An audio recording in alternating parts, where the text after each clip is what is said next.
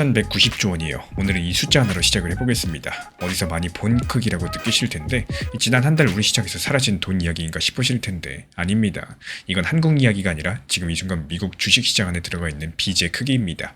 미국 투자자들이 증권사에서 빌려가지고 주식을 산 돈, 이른바 마진부채가 6월 말 기준 1조 5,300억 달러로서 석 달 연속 늘어나면서 또다시 지금 사상 최고가를 새로 쓰고 있는 상황인데요. 오늘 날짜 환율 기준으로 바꿔가지고 계산하면 대략 2,190조 원이 나와요. 그리고 그 규모보다 무서운 게 바로 속도입니다.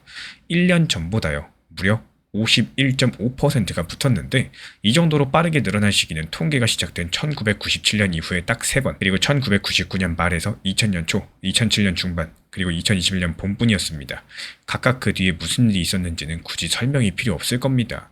오늘 영상을 끝까지 보시면은 이 미국의 빚이 왜 우리 계좌랑 직접 연결되는지, 그리고 우리가 지금 폭락과 반등 사이 정확히 어느 자리에 서 있는지가 하나로 합쳐져 보이기 시작을 하실 거예요. 그리고 지금 국내 시장에서 재미있는 거는 이렇게 강력하게 흔들리는 와중에도 증권가에서 코스피가 다시 9,000까지 간다라면서 비중을 늘려라, 이런 보고서까지도 나오고 있다는 점인데요. 시장이 하루 만에 수십 %씩 왔다 갔다 하는 상황에서도 전망은 낙관적이다. 도대체 지금이 바닥 다지기인지 아니면 다른 무언가의 또 다른 시작인 건지, 이 질문에 답하려면요, 지금 우리가 겪고 있는 일이 처음이 아니라는 것부터 확인을 하셔야 됩니다. 빚으로 돈이 벌리는 시간이 길어지면 길어질수록 어떨까요? 사람들은 점점 더 위험한 빚을 지게 되고 더 무리하게 레버리지를 끌어다가 매수를 하게 됩니다. 그리고 그 빚을 감당할 수 없게 되는 순간 시장 전체가 한꺼번에 무너진다는 이야기가 있는데요. 이 후대 학자들이 이 생각을 버블의 일생을 담은 하나의 차트로 정리해놨는데 늘 순서가 똑같았습니다. 처음엔 아는 사람들만 조용히 사고 다음에는 뉴스가 붙고 대중이 들어옵니다. 그리고 그 다음에 어떨까요? 내 돈만으로는 부족하다면서 빚이 들어옵니다. 그리고 결말은 전부 다 똑같았습니다. 여기가 꼭대기였어요. 가장 최고점이었고, 그리고 나서 급락이 오는데 진짜 문제는 그 다음입니다. 이 차트에서 사람을 가장 많이 다치게 하는 구간은 폭락 그 자체가 아니라요, 폭락 뒤에 오는 큰 반등이거든요. 떨어질 만큼 떨어졌다는 안도감, 여기서 못 사면 안 된다는 조급함, 지난 몇 년간 떨어지면 사면 됐다는 학습들, 이 세 가지가 남은 현금과 새로운 빚을 다시 시장으로 불러들이게 됩니다. 그래서 이 반등에는 속임수 반등이라는 이름이 따로 붙어 있는데 1930년에 미국에서도 2000년에 나스닥에서도 이 자리에서 어김없이 커다란 반등이 먼저 나왔고, 진짜 회복과 겉모습이 완전히 똑같아서 지나가기 전에는 구분이 안 된다는 거, 그게 이 구간의 무서운 점입니다. 그렇다면 이 순서를 실제로 끝까지 밟은 시장이 있을까요? 있습니다. 그것도 바로 우리 옆에 존재해요. 바로 지난 2015년의 중국 시장이 기억이 나시나요? 그 당시 상하이 지수가 연초 대비 63% 상승하면서 6월 12일 5,166까지 올랐고, 그 직후부터 급락해서 2달 만에 연초 수준으로 되돌아갔습니다. 상승을 끌고 간 힘은 기업 실적이 아니라 개인들의 신용거래, 그러니까 빚으로 이루어진 성이었다는 거예요. 그리고 6월 중순부터 무너지기 시작해서 8월 말까지 무려 42.6%가 빠졌고, 8월 24일 하루에만 우리 돈으로 733조 원이 증발했었습니다. 그 이후에 중국 정부가 돈을 쏟아부으면서 9월부터 시장이 안정을 찾았고요. 다들 최악은 지났다라고 말을 했습니다. 근데 해가 바뀐 2016년 1월, 시장은 다시 폭락하면서 무너졌고 첫 번째 반등이 속임수였던 겁니다. 더 무서운 건요, 오늘 상하이 지수는 3,832 근처입니다. 무려 11년이 지났는데 아직도 그 당시 고점보다 26% 아래에 있다라는 거고, 2007년 찍은 사상 최고점 6,092 대비했을 때 19년째 못 돌아오고 있는 상황이에요.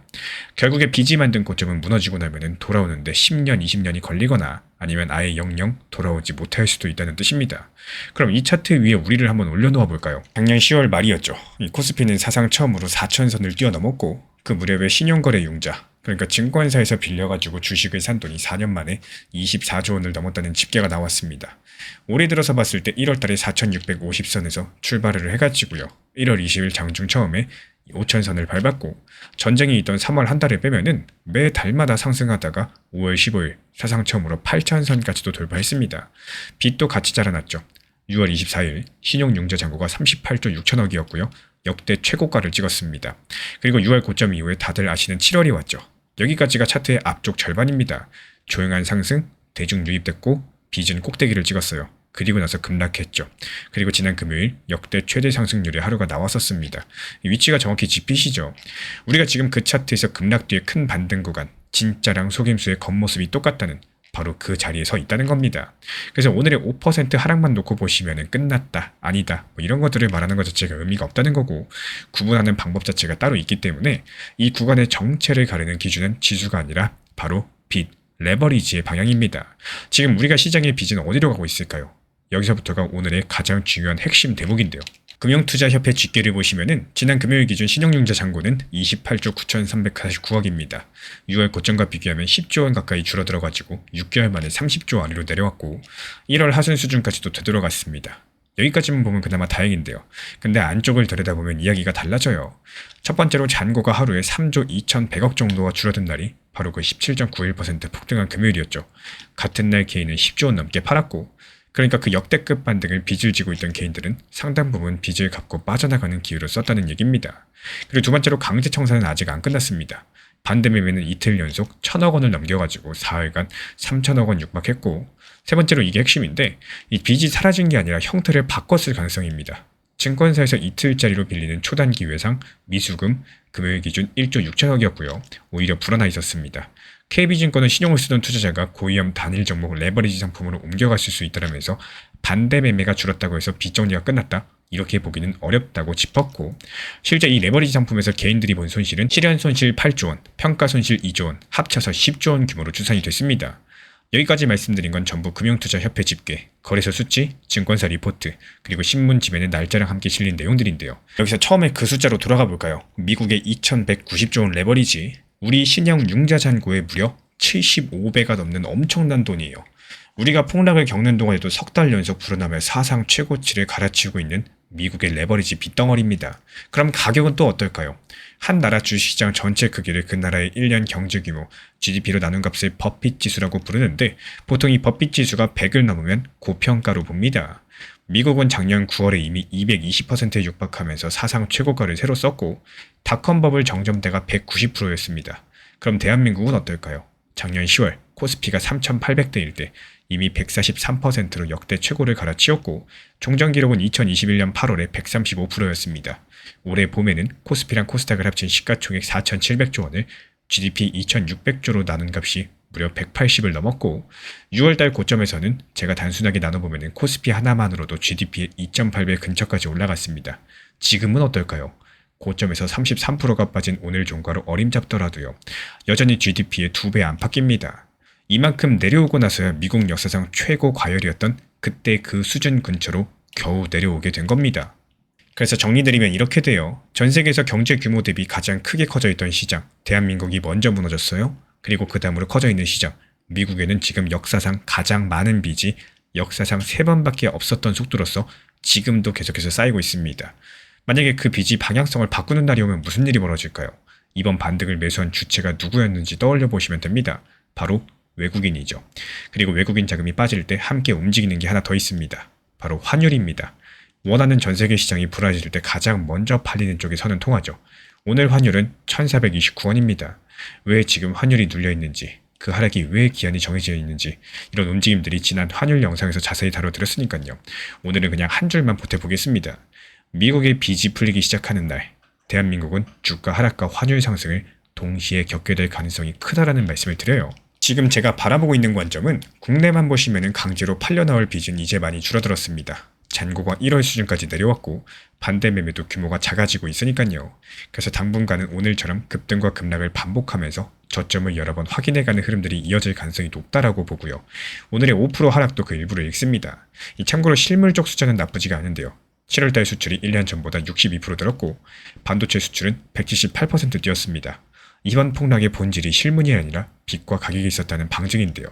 다만 이런 흐름들을 끝낼 수 있는 진짜 변수는 국내가 아니라 미국의 그 2,190조 원 레버리지, 여기로 판단이 되고 있는 상황에서 미국 마진부채가 늘기를 멈추고 줄어드는 쪽으로 방향을 트는 순간, 말씀드리자면 미국판 반대 매매가 시작이 되는 순간 외국인 이탈과 환율 상승까지도 겹치게 되면서요. 우리 시장에는 2016년 1월 이 중국이 걸었던 두 번째 하락 폭락 구간이 열릴 수 있다는 소름 돋는 사실, 그리고 그 근거는 세 가지입니다. 첫 번째, 미국 빚의 증가 속도가 역사상 3번의 정점 구명과 같은 급이라는 거. 두 번째, 이번 반등의 주인이 외국인 자금이고요. 오늘 하루 만에 3조 9천억 정도가 다시 되판 것으로 그 돈의 성격 자체가 확인이 됐다는 거. 세 번째, 이 대한민국과 미국 모두 버핏 지수 기준 역사적 고평가 구간이기 때문에 충격이 왔을 때 버텨줄 여지가 적다라는 겁니다. 충격이 충격을 부르는 엄청난 급락 쓰나미가 올 수 있다는 거고, 그럼 그 전까지 무엇을 해야 될까요?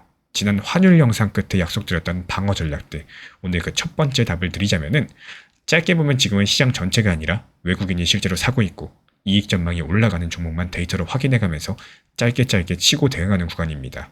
감으로 사는 자리가 아니라 숫자로 확인하시고 그러고 나서 사는 자리란 뜻이겠죠. 길게 보시면 환율이 1430원 안팎으로 눌려있는 지금 달러랑 현금 비중을 미리 채워두기에 정말 유리한 시간이라고 보여지고 있어요. 미국의 빚이 문제를 일으킨 날 가장 비싸질 자산이 바로 달러이기 때문입니다. 딱 뒤에 큰 반등은 버블이 무너지는 과정에서 사람이 가장 많이 다치는 구간이고 진짜와 속임수를 가리는 기준은 지수가 아니라 빚의 방향성입니다. 국내의 빚은 1월 수준까지 줄었지만요. 사라진 게 아니라 형태를 바꿔 남아있고 태평양 건너편에는 2190조 원의 빚이 역사상 3번분이던 속도로 지금도 쌓이고 있습니다. 그래서 지금은 전부를 거는 시간이 아니라 데이터로 확인된 것만 짧게 다루면서 달러랑 현금으로 다음 국면을 준비하는 시간이라는 거죠. 마지막으로 우리 구독자분들의 생각이 궁금합니다. 다음에 큰 하락이 찾아온다면 그 시작은 국내에 남은 빚일까요? 아니면 미국의 2190조 원일까요? 댓글로 자유롭게 의견 남겨주시고 이달 하순 7월 통계가 나와가지고 미국의 빚의 방향성이 처음으로 확인되는 날 그 숫자를 들고 다시 한번 찾아뵙도록 하겠습니다.